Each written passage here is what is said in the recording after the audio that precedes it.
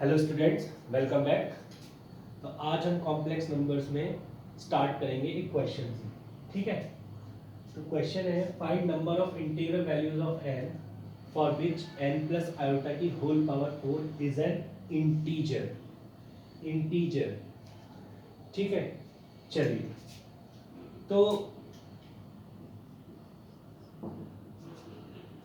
ये जो है n प्लस आयोटा की होल पावर 4 ये इंटीजर है, और इंटीजर जो होता है वो भी तो रियल ही होता है। ठीक है, तो हम एक्चुअली में ये देखने जा रहे हैं कि n प्लस आयोटा की होल पावर 4 जो है वो प्योरली रियल है। अगर प्योरली रियल है तो उसका इमेजिनरी पार्ट क्या होगा? 0 होगा। अब यहाँ पे n प्लस आयोटा की होल पावर 4 जो है वो स्टैंडर्ड फॉर्मेट में नहीं है। स्टैंडर्ड फॉर्मेट से कहने का मतलब है कि x प्लस आयोटा y का ही फॉर्मेट होना चाहिए। तो अगर मैं इसको एक्सपैंड करूं बेटा, बाइनोमियली कर लो या फिर a प्लस बी का होल स्क्वायर उससे चले जाओ। ठीक है, तो इसको हम एक्सपैंड तो कर ही सकते हैं। ठीक है, तो अगर मैंने n प्लस आयोटा की होल पावर 4 को बाइनोमियली एक्सपैंड किया तो क्या मिलेगा मुझे? 4c not that is 1 n to the power 4 plus 4c1 which is 4 n cube iota, 4c2 which is 6 n square iota square plus 4c3 which is 4 n iota cube plus iota की power 4। Right है, तो इसको हम देखें तो अगर हम इसका रियल पार्ट और इमेजिनरी पार्ट मतलब इसको x प्लस आयोटा y के फॉर्मेट में अगर हम इसको लिख ले बेटा, तो ये तो लास्ट वाला तो आयोटा की पावर 4 तो 1 हो जाएगा, और आयोटा कहाँ से मिल रहा है? आयोटा तो यहाँ से मिलेगा हमको और यहाँ से मिलेगा। ठीक है, तो हम इसको इस स्टैंडर्ड फॉर्मेट में लिख लेते हैं n की power 4 minus 6n square plus 1। Right है, प्लस आयोटा कॉमन ले लेते हैं 4n क्यूब, और दिस इज व्हाट बेटा? माइनस आयोटा, तो minus 1 minus 4n minus 4। Right है, इसको सिंप्लीफाई करने के बाद यही तो मिलेगा हमको। ठीक, अब ये क्या कह रहे हैं? ये क्या कह रहे हैं कि ये जो चीज है ये प्योरली रियल है, प्योरली रियल है, क्योंकि इंटीजर है ये पूरा, तो ये प्योरली रियल है। और अगर प्योरली रियल है तो इसका इमेजिनरी पार्ट क्या हो जाएगा? 0। इसका मतलब 4n क्यूब माइनस 4n क्या हो जाएगा? 0 हो जाएगा वो चीज। 4n क्यूब माइनस 4n 0 हो गया, तो मैंने यहाँ से 4n कॉमन लिया तो n square minus 1 is equal to 0 पाया। तो क्या मिला मुझे? या तो n 0 है या फिर n square minus 1 is equal to 0 है। इससे पता लग रहा है n is equal to plus minus 1 है। तो एक तो n is equal to 0 value आ गई जो कि इंटीजर है, और एक n is equal to plus minus 1 आ गई। तो टोटल जो वैल्यूज आ गई, नंबर ऑफ इंटीग्रल वैल्यूज, वो कितनी आ गई? 3। तो 0 मिला, एक प्लस 1 मिला और एक माइनस 1 मिला। राइट है, तो हमने जिस आज की जो वीडियो स्टार्ट की है हमने क्वेश्चन से स्टार्ट की है। ठीक है, चलिए एक नया टॉपिक लिखते हैं, algebraic operation with complex numbers. अब भाई यहाँ पे कॉम्प्लेक्स नंबर्स में भी अलजेब्रा तो आता है। ठीक है, जैसे अलजेब्रा बचपन में तो पढ़ते थे, एडिशन, सब्ट्रैक्शन, मल्टीप्लिकेशन, डिवीजन, है ना। तो कॉम्प्लेक्स नंबर्स में भी अलजेब्रा होगा, एडिशन भी हो रहा होगा कॉम्प्लेक्स नंबर्स का, सब्ट्रैक्शन भी हो रहा होगा, मल्टीप्लिकेशन, डिवीजन सब हो रहा होगा। ठीक है, तो हम उसको लिख लेते हैं। algebraic operation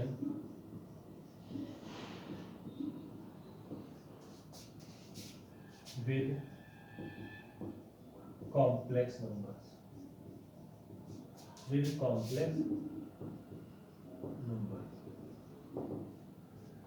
ठीक है। सो algebraic operation with complex numbers, तो यहाँ पे हम ना मान लेते हैं 3 कॉम्प्लेक्स नंबर ले लेते हैं। लेट z1 z2 z3, या इसको डिफाइन कर लेते हैं ऐसे। Let z1 is equal to x1 plus iota y1 and z2 is equal to x2 plus iota y2। Right, 2 complex number हमने डिफाइन कर लिए, ठीक। तो फर्स्ट आता है एडिशन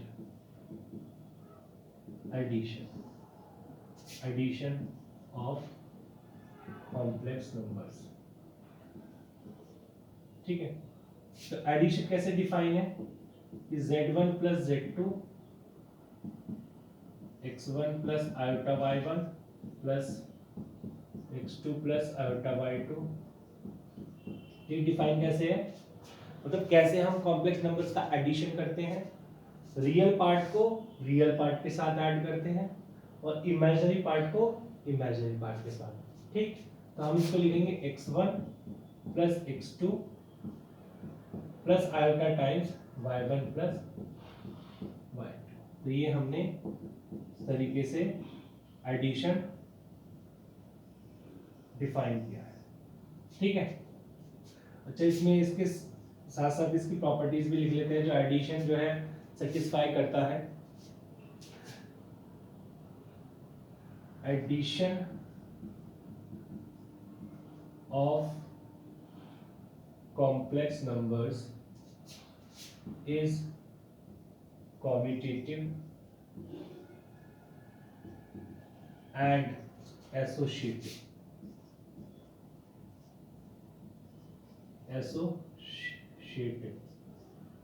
मतलब मैं ये कह रहा हूं कि अगर 2 कॉम्प्लेक्स नंबर को ऐड करोगे किसी भी ऑर्डर में तो रिजल्ट सेम आएगा। z1 प्लस z2 जो रिजल्ट देगा वो z1 plus z2 plus z1 देगा, ठीक है। एंड एसोसिएटिव के लिए अगर मान लो 3 कॉम्प्लेक्स नंबर है z1 plus z2 plus z3, मतलब 3 कॉम्प्लेक्स नंबर है z1 z2 z3, उनको मैं ऐड कर रहा हूं, पहले z1 z2 को ऐड करके रिजल्ट z3 के साथ ऐड कर रहा हूं, तो सेम रिजल्ट मिलेगा अगर मैं z1 के साथ z2 प्लस z3 का रिजल्ट ऐड करता हूं, ठीक। तो ये 2 प्रॉपर्टीज को एडिशन सेटिस्फाई करता है। सेकंड, सब्ट्रैक्शन की बात करते हैं, ठीक है। सब्ट्रैक्शन भी एक तरीके का एडिशन है बट वो इन 2 प्रॉपर्टीज को सेटिस्फाई नहीं करेगा, ठीक। तो हम सेकंड ऑपरेशन लिख रहे हैं सब्ट्रैक्शन। सब्ट्रैक्शन में क्या है, सेकंड सब्ट्रैक्शन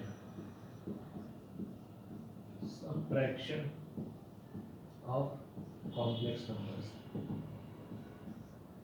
जैसे वही z1 माइनस z2, z1 को लिखा बेटा मैंने x1 plus iota y1 minus x2 plus iota y1। इसमें भी वही करना है कि रियल को रियल से सब्ट्रैक्ट करना है, इमेजिनरी को इमेजिनरी से, ठीक। तो हम लिखेंगे x1 minus x2 plus iota times y1 minus y2 which is z1 minus z2। ये हमारा हो गया नया complex number z1 minus z2, ठीक है। थर्ड, मल्टीप्लिकेशन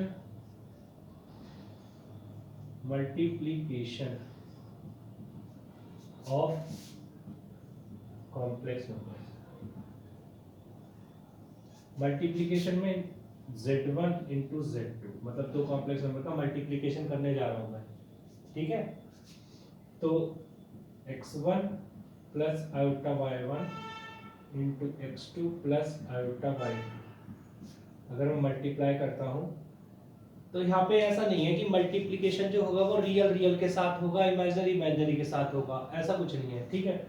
वो आपस में भी होंगे, रियल इमेजिनरी के साथ भी होगा, इमेजिनरी रियल के साथ भी होगा। सो x1 x2 plus iota times y2 x1 plus iota times y1 x2 and iota into iota iota square, so minus y1 ठीक है।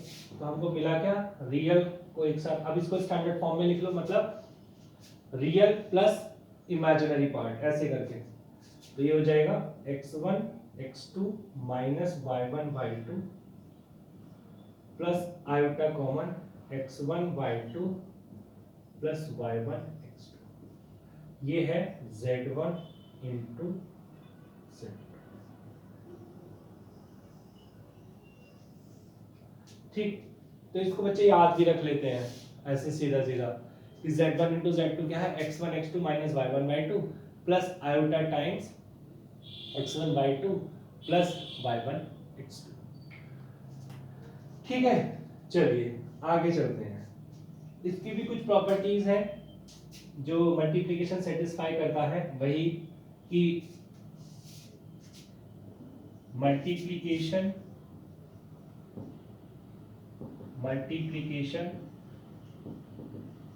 is commutative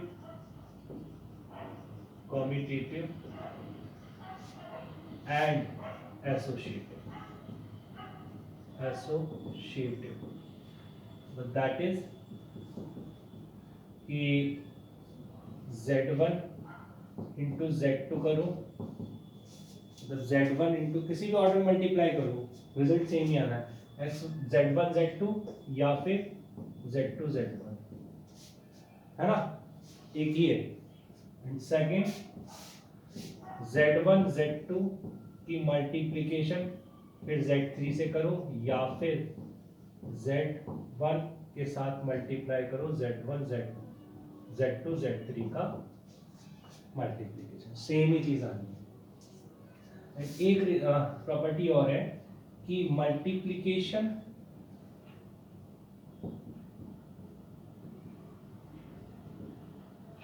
is distributive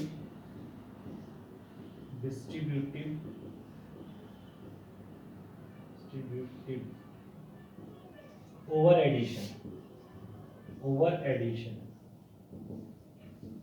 मतलब बेटा हम ऐसे लिख सकते हैं कि z1 times z2 plus z3, अब मल्टीप्लिकेशन क्या डिस्ट्रीब्यूट हो जाएगा ओवर एडिशन, तो हम इसको लिख सकते हैं z1 z2 plus z1 z3, right है, बहुत बढ़िया। आगे चलते हैं, इतना क्लियर है, आगे चलते हैं। वैसे इसमें हम जस्ट डिस्कस कर रहे हैं ऑपरेशन। नेक्स्ट एडिशन हो गया, सब्ट्रैक्शन हो गया, मल्टीप्लिकेशन हो गया, अब डिवीजन की ओर बात कर लेते हैं, है ना। Division of a complex, division of two complex numbers, right. Division हो तो बेटा division of complex numbers, division of complex numbers, जैसे मैंने एक कॉम्प्लेक्स नंबर को दूसरे से डिवाइड किया, सपोज मैंने z1 को z2 से डिवाइड किया, ठीक है, तो मैं लिखूंगा x1 plus iota y1 upon x2 plus iota y2। अब देखो फाइनल जो कॉम्प्लेक्स नंबर लिखा जाएगा वो स्टैंडर्ड फॉर्म में लिखा जाएगा। अब यहाँ पर देखो डिनोमिनेटर में आयोटा आ गया, मतलब मुझे आयोटा एक ही जगह चाहिए और वो भी न्यूमरेटर में, राइट। तो डिनोमिनेटर के आयोटा को कैसे हटाऊंगा बेटा, अगर तुम आयोटा पे ध्यान दो, आयोटा क्या है, रूट ओवर -1 है ना, तो एक इमेजिनरी एक इररेशनल क्वांटिटी की फील्ड दे रहा है ना, √/-1, तो इसको रैशनलाइज अगर हम कर दें, मतलब यहाँ पे जो आयोटा का साइन है उसके ऑपोजिट साइन से ऊपर नीचे मल्टीप्लाई कर दे। बचपन के दिन याद करो, कभी तुम ऐसे ही करते थे जब रैशनलाइज करते थे, है ना। रैशनलाइज करते थे तो कैसे करते थे, अगर मैं तुमसे बोलूं कि बेटा 1/2 प्लस √3 को रैशनलाइज करो, इसको डिनोमिनेटर को रैशनलाइज करो, तो क्या करोगे, 2 माइनस √3 से ऊपर नीचे मल्टीप्लाई करोगे, है ना। तो यहाँ पर जो आयोटा का साइन है विच इज √/-1, अगर प्लस का है तो माइनस के साथ ऊपर नीचे मल्टीप्लाई करोगे, तो ऐसा ही करेंगे, ऊपर नीचे मल्टीप्लाई करेंगे साइन चेंज करके।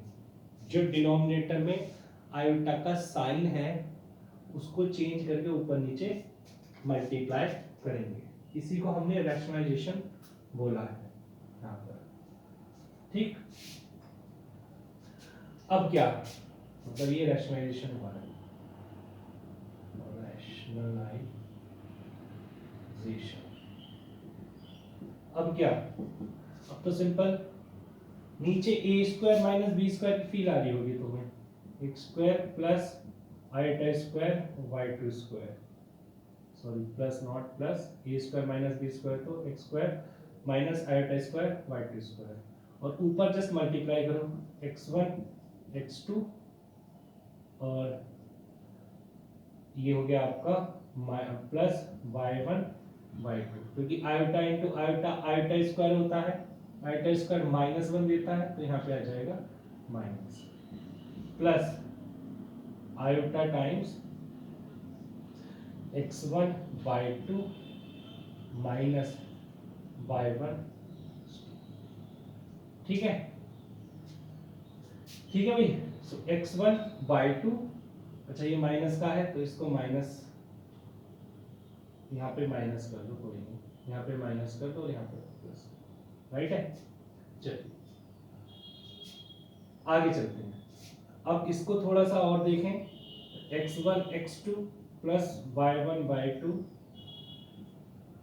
माइनस यहाँ से कॉमन ले लो, iota times x1 y2 minus y1 x2 upon iota square क्या है बेटा, आयोटा स्क्वायर तो -1 है, तो ये हो जाएगा x2 square plus y2 square, this is z1/z।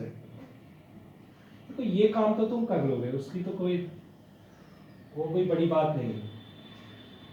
सीखना ये है कि अगर डिनोमिनेटर में z आ गया तो उसमें उसको कैसे हम स्टैंडर्ड फॉर्म में लेकर आएंगे, इंपॉर्टेंट ये स्टेप है, उसके बाद तो बच्चा कर ही लेगा, ठीक है। ये स्टेप है इंपॉर्टेंट कि कैसे हम ऊपर नीचे मल्टीप्लाई करके ऑपोजिट साइन से और इसको रैशनलाइज कर देते हैं, ठीक। चलिए तो आगे चलते हैं, राइट है। अच्छा इस पे तुमने ध्यान दिया कि हम यहाँ पे जगह बना के लिखते हैं बॉक्स में कि हमने z1/z2 का क्या किया, बेसिकली ये z1/z2 है, तो ये z2 जो है, चलो इसको हम बाद में डिस्कस करेंगे क्योंकि वो पॉइंट ही बाद का है, ठीक है, अभी हम डिस्कस नहीं करते। चलिए तो बेटा ये तो ऑपरेशंस थे जो हमने डिस्कस किए हैं, ये ऑपरेशंस थे जो हमने डिस्कस किए हैं। एक टर्म आती है मल्टीप्लिकेटिव इनवर्स, जैसा कि हम ये क्लास 8-9 में भी पढ़ते हैं, additive inverse, multiplicative inverse, properties में आती है ऑपरेशंस की, बट वो हमें यहाँ पे जानना जरूरी होगा। तो हम यहाँ पे लिख लेंगे existence of multiplicative inverse of a complex number, ठीक। तो स्टार लगा के पॉइंट ऐड कर लेते हैं, existence of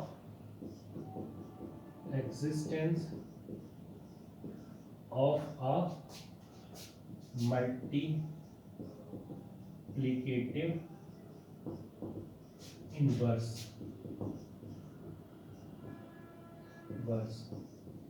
है ना। तो कोई z कोई कॉम्प्लेक्स नंबर है, then 1/z is multiplicative inverse of z। क्यों 1/z मल्टीप्लिकेटिव इनवर्स क्यों है z का? क्योंकि z की मल्टीप्लाई अगर 1/z से करेंगे तो आंसर मिलेगा हमको 1। ठीक है, तभी हमने बोला है कि z का जो मल्टीप्लिकेटिव इनवर्स है वो 1/z है। अब जैसे एक छोटा सा क्वेश्चन पूछ लिया कि find the multiplicative inverse of 2 + 3 iota. ठीक, तो देखो 2 + 3 आयोटा का मल्टीप्लिकेटिव इनवर्स फाइंड करना है, 2 + 3 आयोटा का मल्टीप्लिकेटिव इनवर्स फाइंड करना है, तो तुमने कहा ये जो मेरा 2 + 3 आयोटा इसको हम z बोलते हैं। Late z = 2 + 3 iota. देन हमको क्या चाहिए? हमको चाहिए ये 1/z चाहिए हमको। तो सिंपल है, 1/z चाहिए, z को रख दो यहाँ पे, सो 1/2 + 3 आयोटा। आगे मल्टीप्लिकेटिव इनवर्स, बट ऐसे थोड़ी बोलोगे कि ये मल्टीप्लिकेटिव इनवर्स है। इसके लिए हमें क्या करना होगा? इसके लिए हमें स्टैंडर्ड फॉर्म में इसको ले जाना होगा। स्टैंडर्ड फॉर्म में बेटा याद करो, अभी तो बोला है मैंने कि जो आयोटा का साइन है उसे चेंज करके ऊपर नीचे मल्टीप्लाई करना है। तो अगर यहाँ पे 2 + 3 आयोटा है तो मुझे 2 - 3 आयोटा से ऊपर नीचे मल्टीप्लाई करना है, राइट? ये हो जाएगा 2 - 3 आयोटा और नीचे क्या हो जाएगा a² - b²। बट आयोटा के केस में यहाँ पे माइनस नहीं आएगा, बीच में प्लस आता है, आयोटा स्क्वायर माइनस होता है इसलिए। ये हो जाएगा 2 × 2 = 4 + 3 × 3 = 9। तो बेटा ये आ गया 2/13 - 3 आयोटा/13। ये आपका आ गया 1/z, जो कि स्टैंडर्ड फॉर्मेट में है, राइट? चलिए अब हेडिंग डालते हैं इक्वालिटी ऑफ कॉम्प्लेक्स नंबर्स, बहुत इंपॉर्टेंट है। ठीक, equality of complex numbers.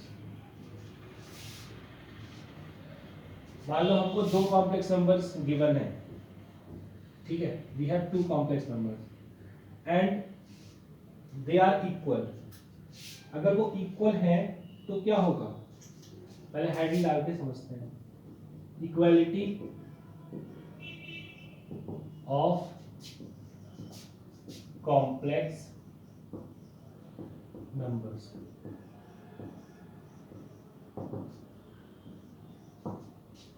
Right है, इक्वालिटी ऑफ कॉम्प्लेक्स नंबर्स। तो लिख लेते हैं, late z1 = x1 + iota y1 and z2 = x2 + iota y2। तो मैं कहूं if z1 = z2 implies x1 + iota y1 = x2 + iota y2। Right है भाई? z1 और z2 अगर बराबर हैं तो x1 + iota y1 and x2 + iota y2 बराबर है। बेटा इससे हम यही कहेंगे कि x1 = x2 and y1 = y2। Right है? मतलब real part of z1 = real part of z2 and imaginary part of z1 = imaginary part of z2। Right, इस बात को हम लिख लेते हैं, real part of z1 = real part of z2 and imaginary part of z1 = imaginary part of z2। ठीक, चलिए तो अब क्या करते हैं, एक क्वेश्चन देते हैं। राइट, क्वेश्चन देने वाला कैसे देगा? ठीक है, if x + iota y, if x + iota y is equal into 1 + 2 iota, 1 + 2 iota is equal to 2 + 3 iota। 2 + 3 iota, find x and y।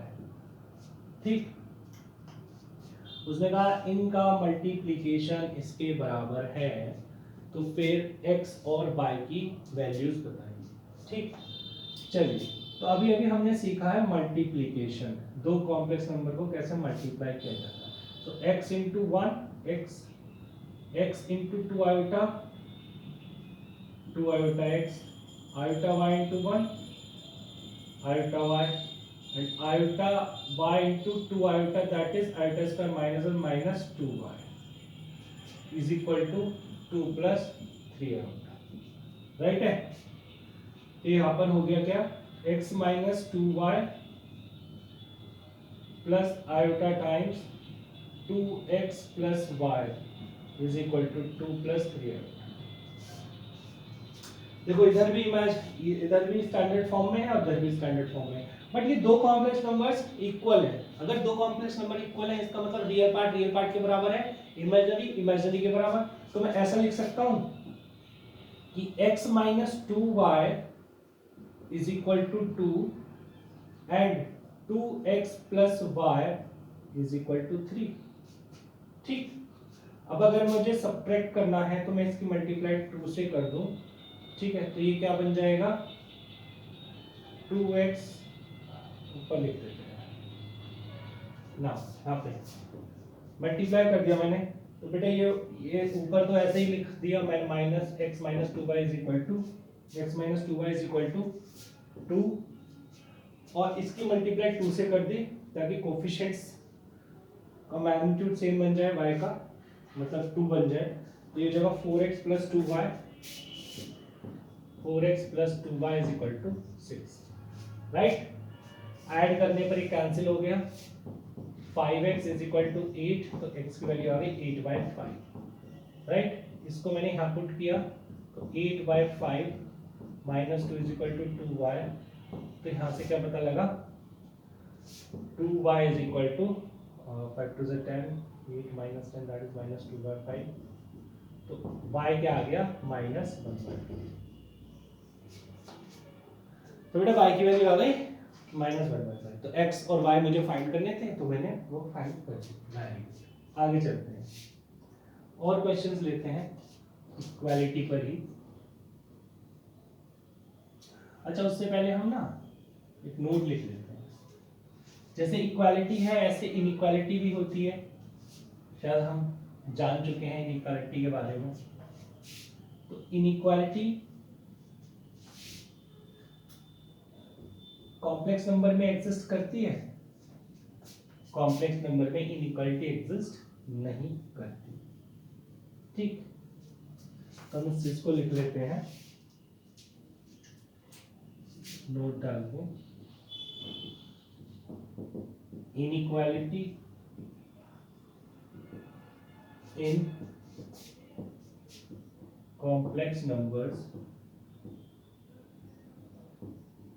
does not exist, that is z1 greater than z2। अगर मैं कहूं तो ये बात meaningless है, is meaningless.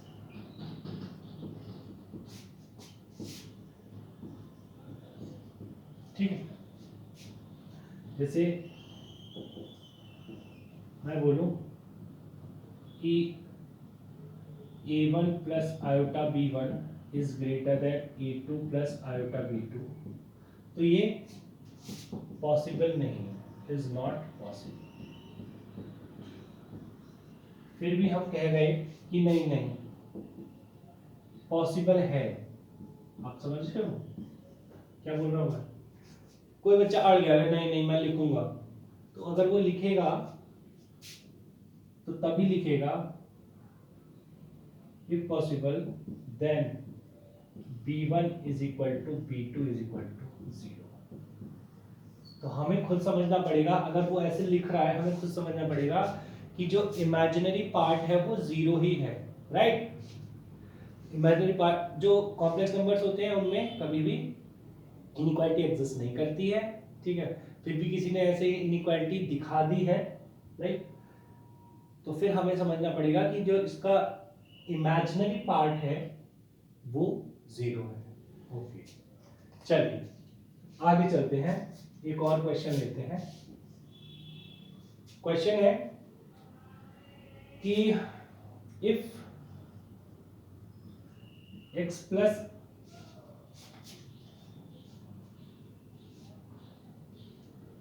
If u plus iota v की whole power 1/3 is equal to x plus iota y, then show that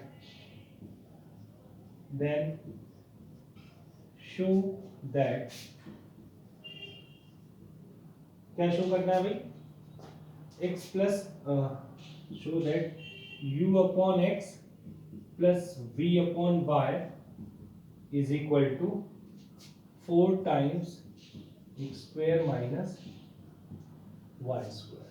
ठीक है बच्चों, हमको ये शो करना है u प्लस आयोटा v की whole power 1/3 x plus iota y के जितना है, तो हमें शो करना है कि u upon x plus v upon y is equal to 4 times x square minus y square. चलिए तो कर देते हैं इसको शो। अच्छा, हमें ये गिवन है तो इसको देख के तुम्हें क्या समझ में आ रहा है कि क्या करना चाहिए, सबसे पहला स्टेप क्या लेना चाहिए। मुझे पावर बहुत गंदी लगती हैं जो कि फ्रैक्शन में होती है, उनको मुझे हटाना है तो क्या, दोनों साइड क्यूब ले लो। ठीक है, तो मैं ऐसा लिख सकता हूं u प्लस आयोटा v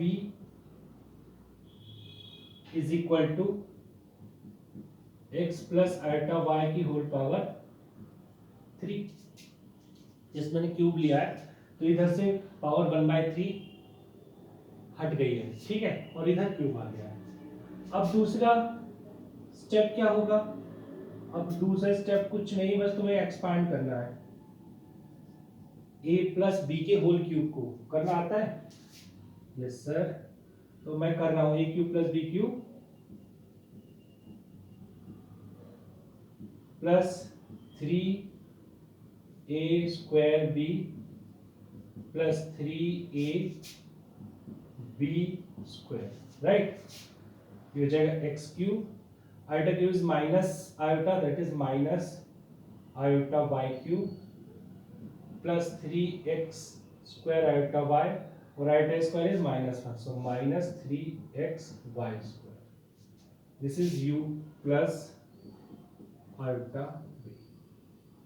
ठीक, अब इतना बच्चे ने कर लिया और फिर थोड़ी और सजावट कर ली उसने, ये बोल के कि सर मैं स्टैंडर्ड फॉर्म में लिख रहा हूँ इसको, सर मैं इसको स्टैंडर्ड फॉर्म में लिख रहा हूँ, है ना, रियल क्वांटिटी एक साथ और इमेजिनरी क्वांटिटी एक साथ।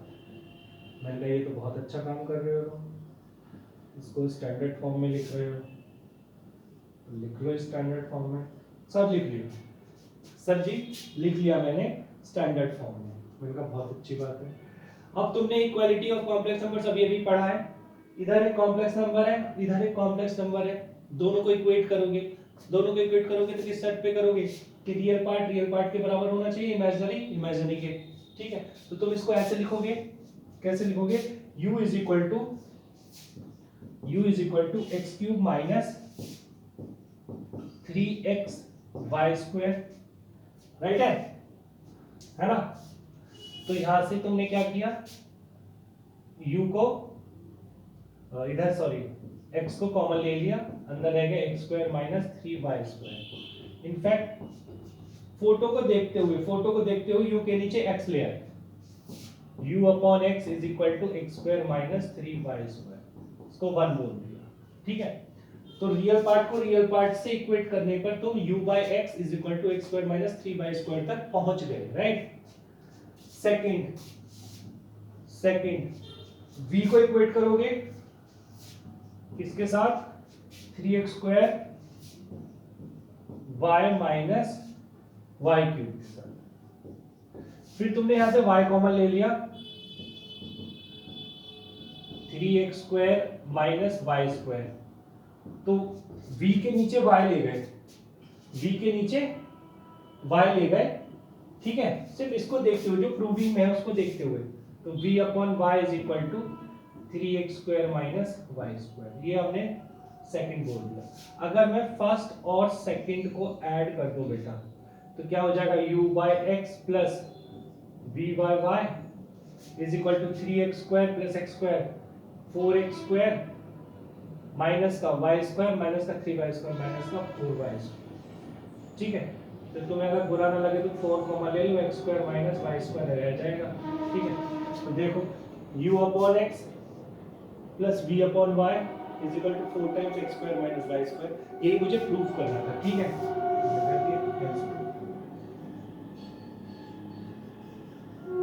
ठीक, सिंपल था question, equality of complex number पर बेस्ड था। चलिए आगे चलते हैं, कुछ और क्वेश्चंस देखते हैं। तो मैं इरेज कर देता हूं बेटा, आई होप तुमने इसको नोट कर लिया होगा। चलिए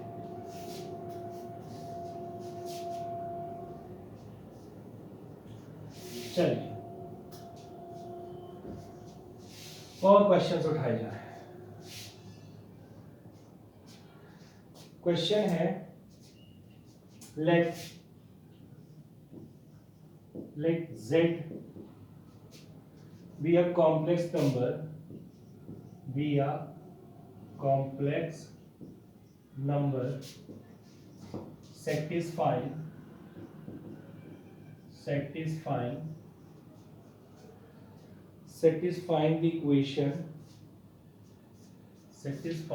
the equation, इक्वेशन क्या है भाई, इक्वेशन है z square minus 3 plus iota times z plus m plus 2 iota is equal to 0, right?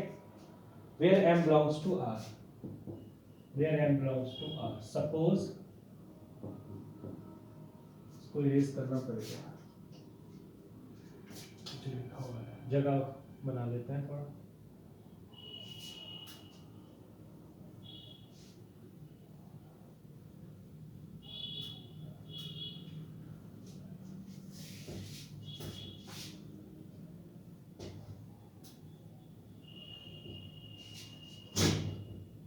क्या कहना है, suppose the equation has a real root, suppose the equation has a real root, then find the non real root। ठीक है, चलिए question है ना, question देने वाले ने दे दिया है, ये सोच के दे दिया है कि बच्चा जो है कर जाएगा, क्योंकि उसने इक्वालिटी ऑफ कॉम्प्लेक्स नंबर्स अच्छे से समझ रखी है। एक बार फिर देख लेते हैं कि इक्वेशन है z square minus 3 plus iota times z plus m plus 2 iota is equal to 0। इस इक्वेशन का एक रूट रियल है, ठीक, क्वाड्रेटिक है तो दो रूट होंगे, एक रूट उसने बोला रियल है, तो तुम ये बताओ कि नॉन रियल रूट क्या होगा, राइट? चलिए,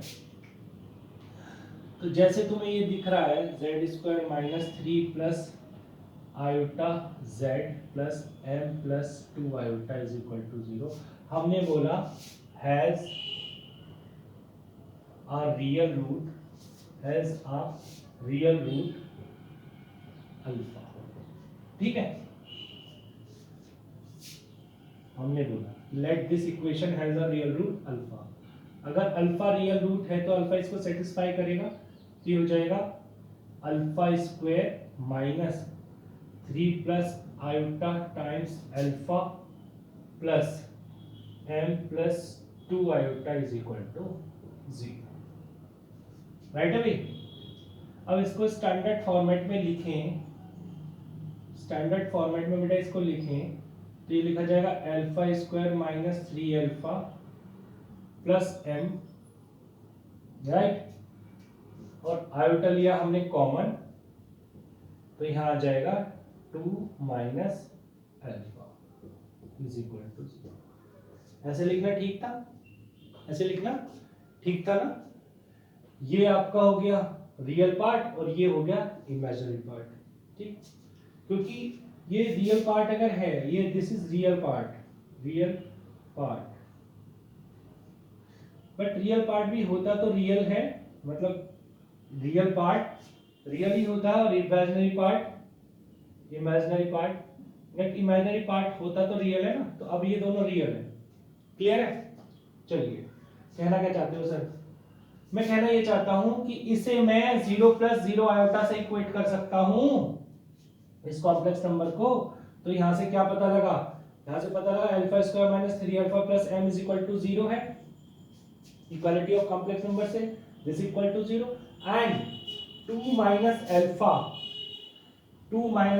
भी 0 है, ठीक। तो 2 - α 0 है, तो यहां से अल्फा क्या आ गया? 2 आ गया। अल्फा 2 आ गया बेटा, तो तुमने इसको यहां रख दिया, तो यहां क्या निकल के आया? ये 4 - 3 4 12, सॉरी 3 2 6, नॉट 12, 2 2 4 -6 + m = 0। तो यहां से बेटा m क्या आ गया? 2। m की वैल्यू आ गई 2, ओके, ठीक है। तो m की वैल्यू 2 आ गई। नाउ क्वेश्चन हो चुका है, ठीक है, सॉल्व हो चुका है। बस मुझे, अगर मेरे लिए इक्वेशन 1 थी, ठीक है, तो मैं कह सकता हूं from equation 1 product of roots, ये क्वाड्रेटिक है ना, तो प्रोडक्ट ऑफ रूट्स क्या है? c/a which is m + 2 iota, ठीक। और वो मैंने क्या मान लिए हैं? अल्फा इंटू बीटा, राइट है। तो यहां पर बेटा m की वैल्यू तो क्या है? 2, तो 2 + 2 आयोटा, और अल्फा की वैल्यू क्या है? 2, तो 2 इंटू बीटा, ठीक। तो यहां से 2 कॉमन लोगे तो क्या बनेगा? 1 + iota is equal to 2 beta, 2 से 2 कैंसिल, तो बीटा क्या आ गया? 1 + आयोटा, जो कि रियल नॉन रियल रूट है, ठीक है। तो मैं इसी की तलाश थी कि बीटा क्या होगा, which is non real root क्या होगा, वो 1 + आयोटा आ गया, राइट है।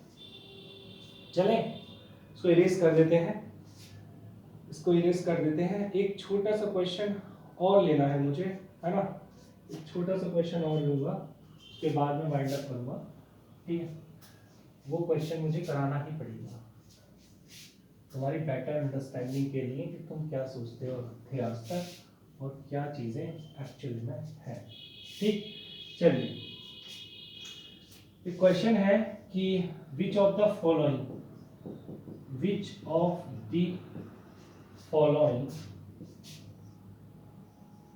इज अ कॉम्प्लेक्स नंबर, ठीक है। तो मैं ऑप्शन दे रहा हूं तुमको, आयोटा की पावर 4, आयोटा की पावर 5, ऑप्शन बी है √1 -1, आयोटा की पावर 8। ओहो, ये ऑप्शन भी गलत ही पकड़ लिया, कोई नहीं। 10π/2, log2, एंड ऑप्शन डी है √π,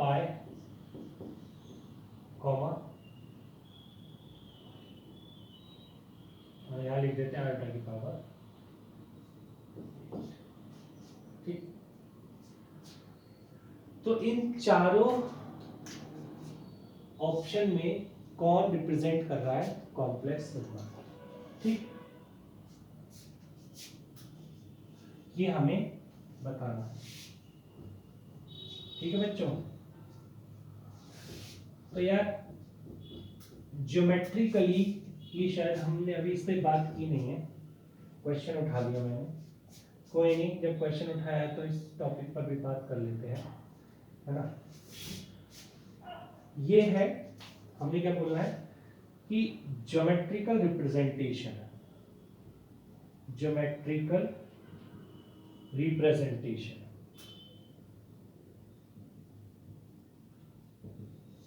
of a complex number, of a complex number। तो मैं यहाँ पे ये लिखूंगा, a complex number z is represented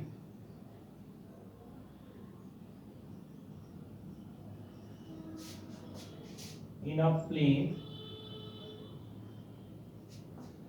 by an ordered pair, by an ordered pair। और इस कॉम्प्लेक्स नंबर को, and plane is called, the plane is called, the plane is called argand plane, argand plane.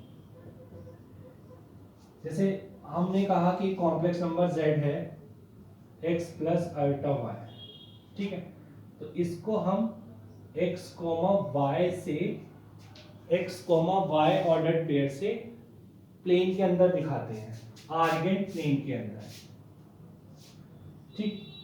तो अगर एक point है